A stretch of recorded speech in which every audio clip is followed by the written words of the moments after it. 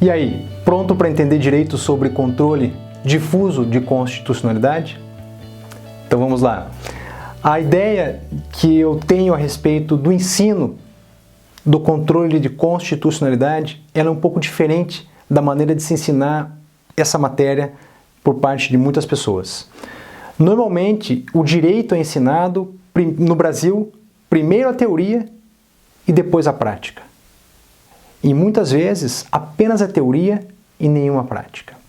Eu leciono controle de constitucionalidade há muitos anos, há vários anos. É um tema que me desperta muita paixão. Já testei várias metodologias e percebi que a mais eficiente, a que dá um resultado mais robusto, é aquela que inverte um pouco a lógica do ensino tradicional em direito. E para inverter essa lógica, nós precisamos primeiro da prática e, através do olhar prático da experiência de um caso, de uma hipótese concreta, trazer conclusões teóricas. E é isso que eu te convido. Vamos a um caso prático, claro que é uma hipótese, é algo que eu criei especialmente para o nosso curso, para o curso de controle de constitucionalidade. É um exemplo simples de apresentar, mas que através dele nós vamos passar por muitos conceitos, não só de controle de constitucionalidade, mas também de processo civil. E aí nós fazemos o link entre as matérias, o link das nossas impressões a respeito do caso prático que eu vou te passar, que nós vamos explorar juntos, e a partir do caso prático, nas conclusões que nós tirarmos, nós vamos ver como que se encaixa o controle difuso de constitucionalidade nesse caso prático. Vamos lá? Então, eu te convido para que conheçamos o controle difuso de constitucionalidade através da visitação, através do visitar de um caso prático. Bom, e aí eu te apresento a seguinte hipótese de trabalho. A nossa situação, o nosso caso prático envolve aumento da alíquota do imposto de renda à pessoa física. O âmbito de incidência desse aumento do imposto de renda à pessoa física envolve servidores públicos federais. A nova alíquota do imposto é de 90% do salário, 90% dos vencimentos. A alíquota antiga era de 27,5% dos vencimentos. Então, para que nós tenhamos uma ideia real sobre o impacto dessa nova alíquota, vamos fazer algumas contas. Digamos que o servidor público federal receba por mês R$10.000. Aplicando a alíquota antiga de imposto de renda, e aqui eu faço uma observação importante, nas regras de cálculo do imposto de renda é importante que se desconte primeiro a contribuição previdenciária, mas para facilitar o nosso exemplo, nós vamos direto ao imposto de renda, desprezando o desconto da alíquota da contribuição previdenciária, que normalmente é de 11%. Digamos que dos 10 mil, incida diretamente o imposto de renda à pessoa física em 27,5%. Essa incidência de 27,5% significa que são descontados do indivíduo R$ 2.750 por mês. Sobra para esse servidor público federal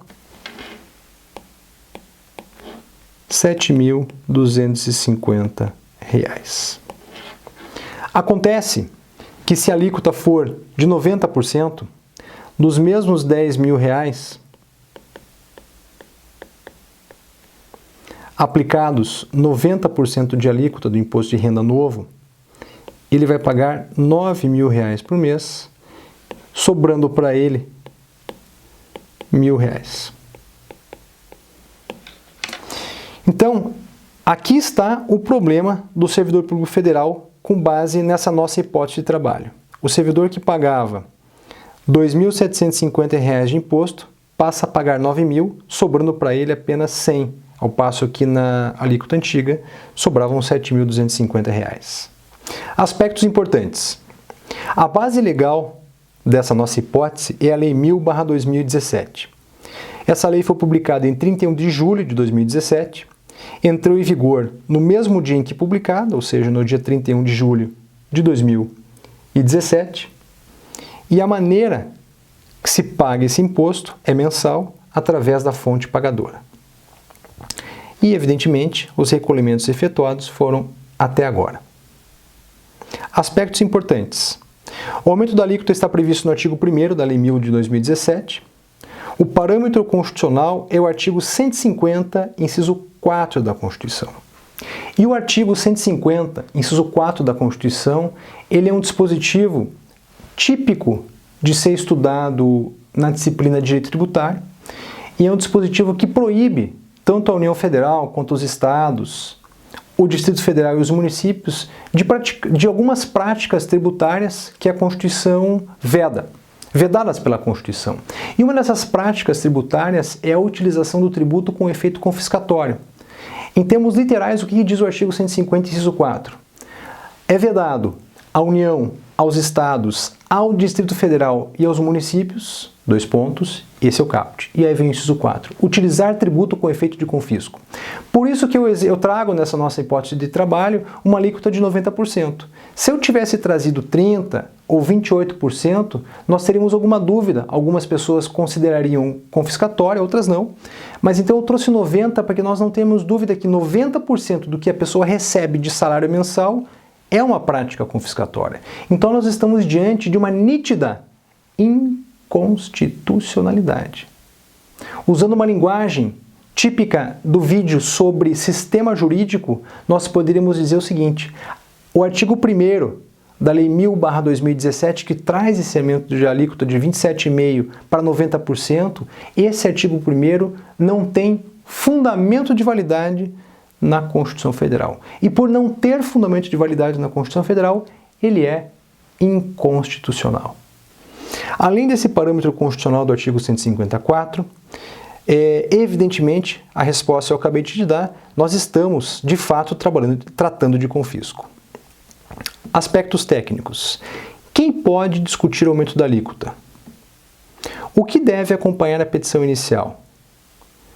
E terceira, nós estamos tratando de um caso concreto? Essas três perguntas são para lá de importantes, porque através delas eu estou te levando a perceber que nós estamos sim tratando de um caso concreto.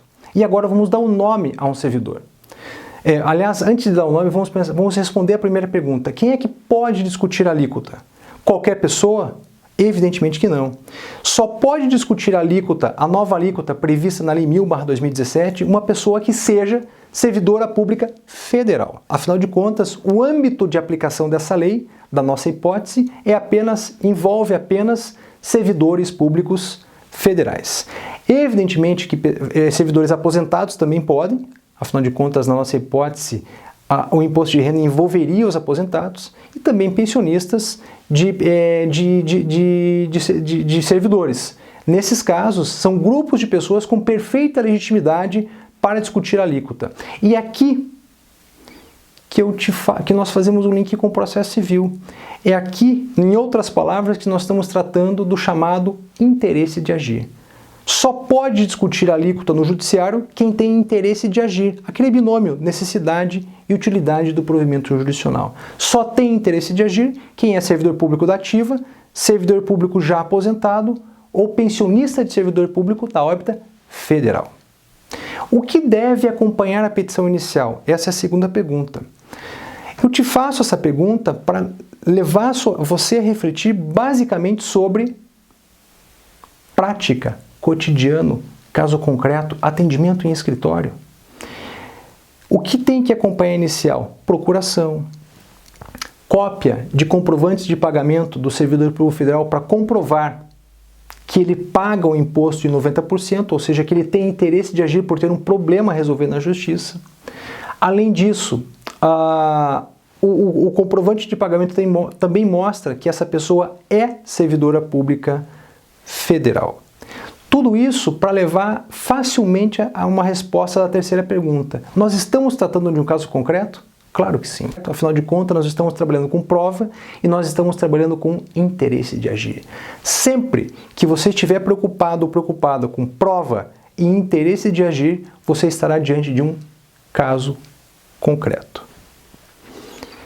Quais devem ser os pedidos? Neste caso, nós temos que resolver um problema do passado e um problema para o futuro. O problema do passado é que o servidor público federal receba de volta todo o dinheiro que ele pagou com base numa lei inconstitucional, desde o dia em que ela foi publicada. E o problema para o futuro significa que nós precisamos obter uma decisão na Justiça para que o servidor público federal volte a pagar o imposto na alíquota antiga de 27,5%.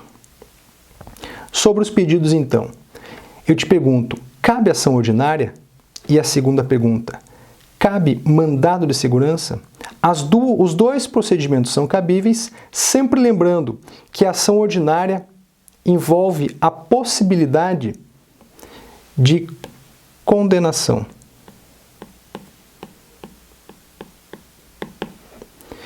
E no mandado de segurança, o provimento é mandamental. O que significa dizer que no mandado de segurança não cabe condenação. As duas são cabíveis, as duas podem ser utilizadas para a defesa do interesse do servidor público federal, cabe a cada um decidir a melhor estratégia. Existe diferença na amplitude dos pedidos? No que diz respeito a essa diferença na amplitude dos pedidos, é sempre bom lembrar daquilo que nós aprendemos ainda em processo civil sobre a natureza dos provimentos jurisdicionais. Tradicionalmente, os provimentos jurisdicionais sempre foram divididos em três: provimento declaratório, provimento constitutivo e provimento condenatório. Com o tempo, com a evolução do processo civil, foram surgindo novas técnicas jurisdicionais e novos tipos de provimento.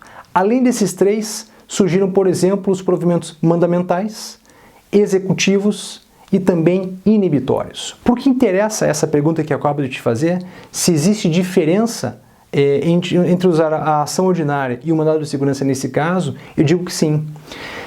Por exemplo, a ação ordinária pressupõe a possibilidade de condenação. Então, se você quer resolver um problema para o passado do servidor público federal e quer uma condenação e receber isso em dinheiro, é importante que você pense seriamente no caminho da ação ordinária. O mandado de segurança, ele pressupõe um outro tipo de provimento que não é condenatório, e sim mandamental. O judiciário ordena a alguém que faça ou deixe de fazer alguma coisa. E, portanto, o mandado de segurança é direcionado não a uma pessoa jurídica, como a União Federal, no caso da ordinária. O mandado de segurança é direcionado ao delegado da Receita Federal, que é a pessoa responsável por fiscalizar a cobrança e o pagamento do imposto de renda da pessoa física, o imposto da União Federal.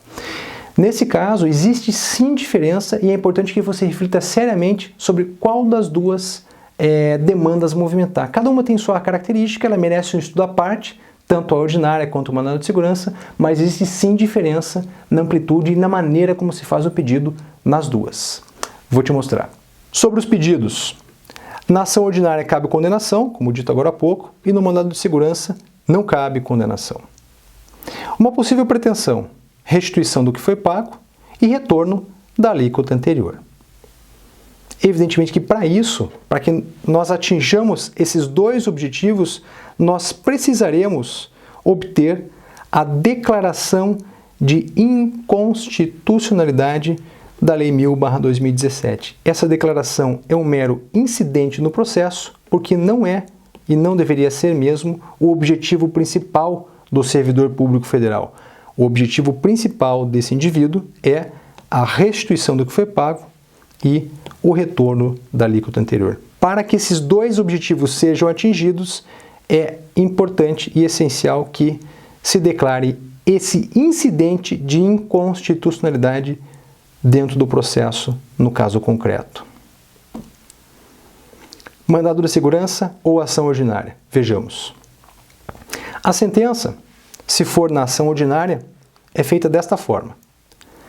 Dispositivo: declaro incidentalmente a inconstitucionalidade do artigo 1º da Lei 1000/2017, tendo em vista a regra do artigo 150, inciso 4 da Constituição Federal. Declaro a inexistência de relação jurídica que obrigue a parte autora ao recolhimento do imposto de renda recolhimento de imposto de renda à pessoa física com base no artigo 1º da Lei 1000/2017. E, por fim, condena a União Federal à restituição do indébito e condena a União Federal ao pagamento de honorários. Perceba que na sentença da ação ordinária existe condenação, tanto à restituição do indébito quanto ao pagamento de honorários. Isso na ação ordinária. Se for o mandado de segurança, as duas declarações são idênticas. O que muda é a sequência. Declaro incidentalmente a inconstitucionalidade do artigo 1º da Lei 1000/2017, tendo em vista a regra do artigo 154 da Constituição. Declaro a inexistência de relação jurídica que obrigue a parte autora ao recolhimento do imposto de renda com base no artigo 1º da Lei 1000/2017. E é aqui que muda do mandado de segurança em relação à ação ordinária. Como não cabe condenação no mandado de segurança, olha o que acontece. Determino a autoridade coatora que se abstenha de exigir da parte impetrante o imposto de renda nos moldes do artigo 1º da Lei 1000/2017. Então, são provimentos diferentes através de processos diferentes e quem decide isso é a parte autora. Observações importantes. Declaração incidental versus lei em tese. Toda vez que se declara incidentalmente uma inconstitucionalidade, é porque alguém tem interesse de agir.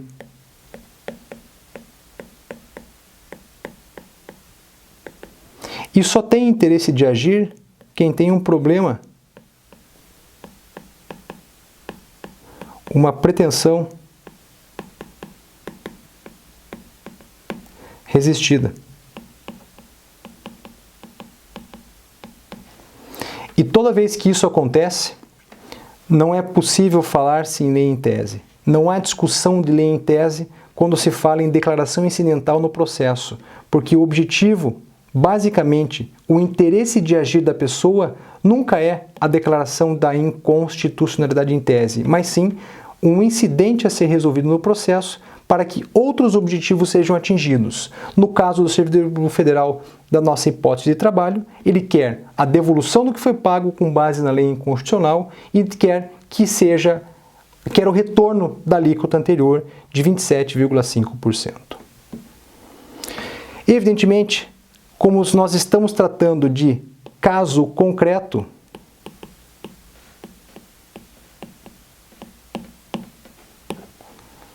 a eficácia só envolve as partes envolvidas na demanda, ainda que haja desconsórcio. É possível a compensação tributária no mandado de segurança e, como nós estamos no campo do controle difuso de constitucionalidade, é possível que se utilize recursos até o Supremo Tribunal Federal, seria o caso do recurso extraordinário. Então estas são algumas conclusões que nós podemos retirar através de uma hipótese de trabalho. Então nós trabalhamos a prática, uma hipótese de um caso a ser solucionado, detectamos várias características e no próximo vídeo nós vamos explorar essas características naquilo que eu chamo de chave de prata do controle de constitucionalidade. Até lá, muito obrigado pela atenção.